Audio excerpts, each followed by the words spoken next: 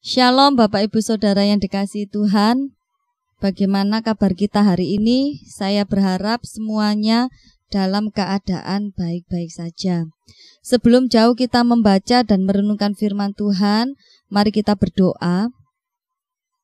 Tuhan Yesus, kami bersyukur untuk hari ini. Kami tahu setiap hidup kami Engkau yang memelihara kami, dan kami sungguh mempercayai Tuhan bahwa Engkau selalu ada di dalam kehidupan kami.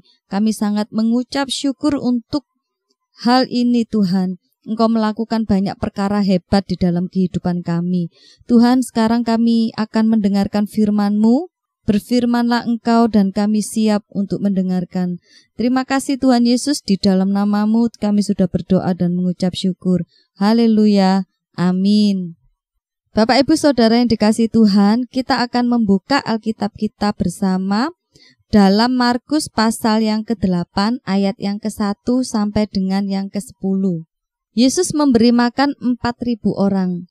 Pada waktu itu ada pula orang banyak di situ yang besar jumlahnya, dan karena mereka tidak mempunyai makanan, Yesus memanggil murid-muridnya dan berkata, "Hatiku tergerak oleh belas kasihan kepada orang banyak ini.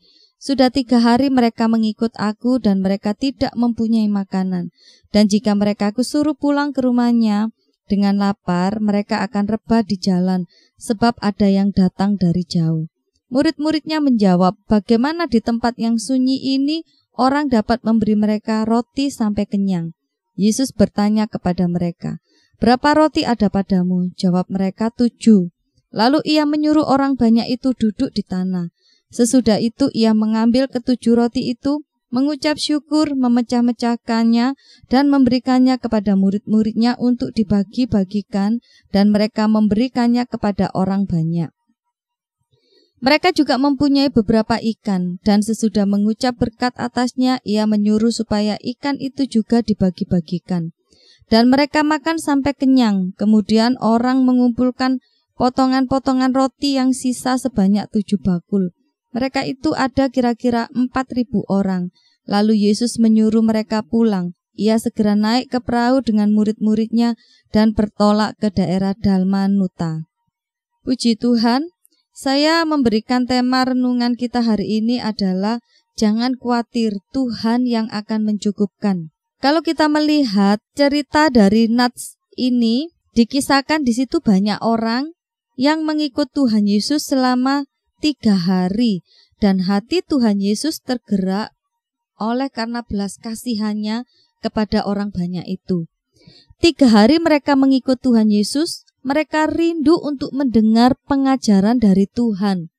Bisa dibayangkan, selama 3 hari itu pasti ada rasa lelah, pasti ada rasa capek, dan kemungkinan besar rasa lapar itu ada. Tuhan benar-benar memikirkan mereka. Kalau disuruh pulang, takutnya nanti mereka akan jatuh dan pingsan. Akhirnya Tuhan Yesus meminta supaya orang banyak ini diberi makan. Sedangkan di ayat yang ke-4 dan ke-5, murid-murid Tuhan Yesus justru menjawab, "Bagaimana di tempat yang sunyi ini orang dapat memberi mereka roti sampai kenyang?" Kemudian murid-murid ini berkata, "Tuhan, saya hanya punya 7 roti dan beberapa ikan." Setelah mendapatkan roti dan ikan itu, yang dilakukan Tuhan Yesus adalah mengucap syukur atas apa yang ada. Kemudian Tuhan Yesus memberkati roti dan ikan itu. Setelah diberkati, roti dan ikan itu dibagikan kepada 4.000 orang yang mengikut Tuhan. 4.000 ini hanya laki-laki, belum termasuk dari anak-anak maupun perempuan, semuanya dibagi. Jadi kalau dipikir-pikir kemungkinan besar lebih dari 4.000. Luar biasa sekali apa yang dikerjakan Tuhan. Dari 7 roti dan beberapa ikan bisa mencukupkan semuanya. Bahkan orang-orang ini bisa makan sampai kenyang. Tidak hanya sampai di situ, ada sisa. Dari potongan roti itu semuanya tersisa 7 bakul. Luar biasa sekali apa yang dikerjakan Tuhan. Kadang menurut perkiraan kita itu hal yang mustahil, tetapi ketika Tuhan melakukan sesuatu yang besar, saya percaya maka mujizat itu akan terjadi. Bapak Ibu Saudara yang dikasihi Tuhan, dari kisah ini kita mau belajar. Yang pertama, Tuhan itu mengerti kebutuhan kita. Kalau kita perhatikan ayat yang kedua dan ayat yang ketiga, itu menunjukkan bahwa Tuhan itu tidak hanya memperhatikan kebutuhan rohani kita saja, tetapi kebutuhan jasmani pun juga ada dalam perhatian Tuhan. Jangan pernah kita itu khawatir tentang apapun juga. Burung di udara yang tidak menabur itu saja dipelihara oleh Tuhan. Bunga-bunga bakung di taman itu juga yang tidak pernah memintal, itu juga Tuhan dandani sedemikian rupa dan sangat indah. Apalagi kita ini, anak-anaknya Tuhan, anak-anak yang dikasihi Tuhan, biji mata Tuhan. Pasti Tuhan akan pelihara hidup kita. Berkat Tuhan itu tersedia bagi orang yang mau percaya kepada Tuhan. Hanya saja kadang kita salah paham. Yang penting saya percaya pasti Tuhan cukupkan. Bukan seperti itu yang Tuhan maksud. Orang percaya harus mempunyai pergerakan. Orang beriman, iman itu harus hidup. Percaya saja tanpa melakukan, itu adalah hal yang mustahil. Tetapi orang yang benar-benar mempercayai Tuhan, orang yang benar-benar memiliki iman kepada Tuhan, orang ini akan mengerti bagiannya. Dia percaya bahwa hidupnya akan Tuhan bawa naik terus. Kehidupan ekonominya akan dipelihara oleh Tuhan. Karena dia percaya bagiannya ialah bekerja. Selain bekerja, dia juga akan berdoa kepada Tuhan. Iman itu memang benar-benar harus disertai dengan perbuatan. Bapak, Ibu, Saudara yang dikasihi Tuhan, hari ini kita melihat belas kasihan Tuhan. Tidak hanya diberikan kepada 4.000 orang ini saja untuk memelihara kehidupan mereka, tetapi belas kasihan Tuhan itu juga akan diberikan untuk kita, karena Tuhan begitu mengerti apa yang menjadi kebutuhan kita di saat orang lain tidak pernah tahu apa yang menjadi pergumulan kita, apa yang menjadi kebutuhan kita. Saya percaya Tuhan yang tahu semuanya. Di dalam Filipi pasal 4 ayat yang ke-19 dikatakan, Allahku akan memenuhi segala keperluanmu menurut kekayaan dan kemuliaan di dalam Kristus Yesus. Ini sesuatu yang sangat menguatkan kita, bahwa Tuhan akan memenuhi segala keperluan kita, bukan menurut kekayaan kita, bukan menurut kehormatan kita, tetapi menurut kekayaan dan kemuliaannya Tuhan. Itu adalah hal yang luar biasa. Jadi Bapak Ibu Saudara yang dikasihi Tuhan, percayalah, terima dengan iman, lakukan bagian kita. Bagian kita apa? Bekerja untuk menjadi sukses. Tidak cukup hanya bekerja, tetapi doa itu juga diperlukan. Bekerja saja tanpa kita berdoa, maka hidup kita akan lari keluar dari kebenaran-kebenaran firman Tuhan.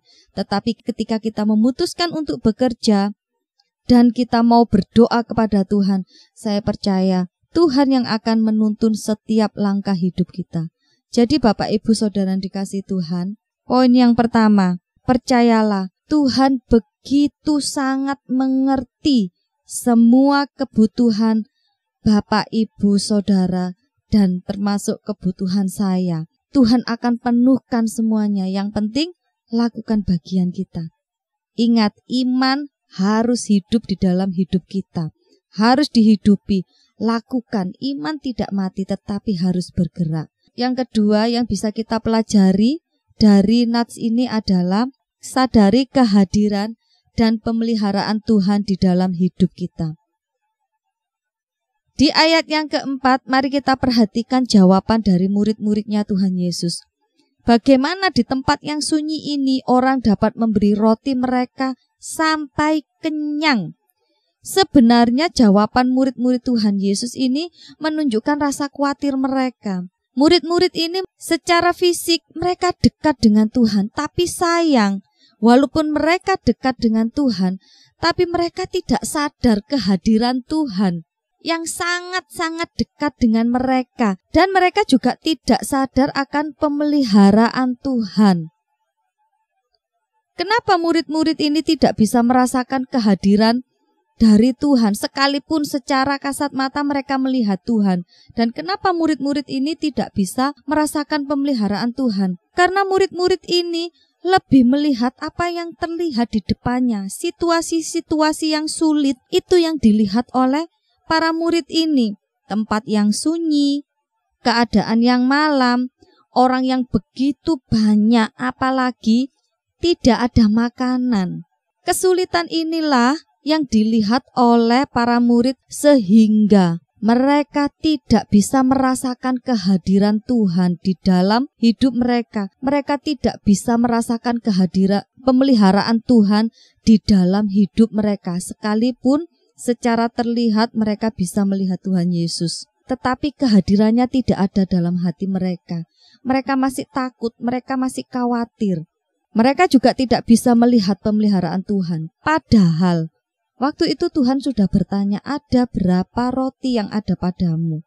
Sebenarnya ketika Tuhan bertanya seperti itu, harusnya para murid ini sadar bahwa Tuhan bisa memelihara hidup orang banyak ini. Bapak, Ibu, Saudara yang dikasihi Tuhan, terkadang kita juga mengalami hal yang sama seperti yang dialami oleh para murid ini. Kita percayai Tuhan itu ada.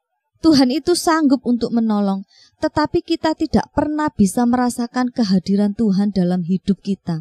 Kita tidak pernah bisa merasakan pemeliharaan Tuhan dalam hidup kita, karena kita hanya melihat sakit penyakit yang ada di depan mata, hanya melihat keadaan ekonomi yang buruk, hanya melihat keluarga yang berantakan, hanya melihat kehidupan keluarga yang tidak harmonis. Hanya yang jelek-jelek saja yang dilihat, yang membuat hidup semakin khawatir, semakin ketakutan tentang masa depan. Kalau itu sudah terjadi dalam hidup kita, kita nggak akan pernah bisa merasakan kehadiran Tuhan di dalam hidup kita, sekalipun kita selalu bilang, saya percaya, saya yakin. Orang yang yakin dan percaya kepada Tuhan, orang ini akan sensitif dengan kehadiran Tuhan di dalam hidupnya. Sedikit saja dia membuat kesalahan, dia akan tahu, oh, ampuni saya Tuhan. Orang yang benar-benar memelihara hubungannya dengan Tuhan, dia akan mengerti bahwa Tuhan itu adalah Tuhan yang peduli, yang mampu mencukupi semua kebutuhannya. Tuhan yang peduli, yang mampu memelihara dia di dalam situasi apapun. Tuhan tidak pernah meninggalkan hidup kita. Yakini akan pemeliharaan Tuhan di dalam kehidupan kita. Mulai hari ini kita mau berkomitmen untuk tidak lagi hidup dalam ketakutan. Mungkin takut tentang masa depan kita. Apa ya nanti yang akan terjadi atas hidup kita melihat situasinya saat ini seperti ini. Kita tidak pernah tahu apa yang dirancangkan Tuhan di dalam hidup kita. Saya secara pribadi sangat meyakini, mungkin hari ini saya belum melihat hal terbaik yang dikerjakan Tuhan dalam hidup saya. Tetapi saya percaya ketika waktunya tiba, Tuhan akan memberikan sesuatu yang terbaik dalam hidup kita. Mungkin saat ini Tuhan izinkan saya untuk bergumul tentang banyak hal, dan saya belum mendapatkan jawaban secara manusia. Tetapi saya percaya jawaban itu sudah antri, dan pada saatnya nanti akan diberikan untuk hidup saya. Dan begitu juga dengan Bapak Ibu semuanya. Jangan pernah khawatir tentang apapun juga. Semua doa-doa kita itu tidak akan pernah gugur. Yakini Tuhan itu ada. Tuhan itu hadir dan memelihara setiap kehidupan kita. Dimanapun kita berada, Tuhan itu hadir, memelihara, dan mencukupkan segala keperluan kita. Jadi Bapak Ibu Saudara yang dikasihi Tuhan, hari ini kalau mungkin di antara kita masih ada rasa takut tentang masa depan, berhenti sampai di sini. Ketakutan itu kita serahkan di hadapan Tuhan.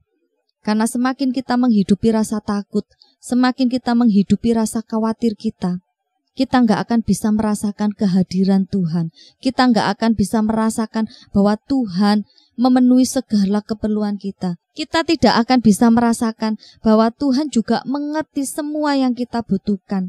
Stop khawatir, stop takut tentang masa depan. Masa depan orang yang percaya kepadanya ada di dalam tangannya.